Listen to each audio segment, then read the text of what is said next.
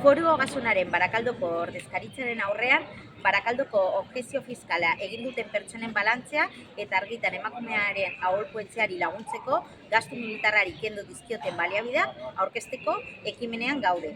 Zehazki, 10 pertsonak 1.154 euro atzera egin dute gastu militarraren aurrekontura, aurten argitan emakumearen aholkuetxeari laguntzeko egindako kanpainaren bidez, gastu militarrarekiko eragozpen fiskala eginez. Gastu militarrak ondorio oso negatiboak dituzte. Ez bakarrik gure lurraldeetan, herri palestinarraren genozidioaren lekuko gara. Finantzak eta militarrak gerrak betikotzen dituzte. Planetako beste leku batzuetan heriotza eta suntsipena eraginez.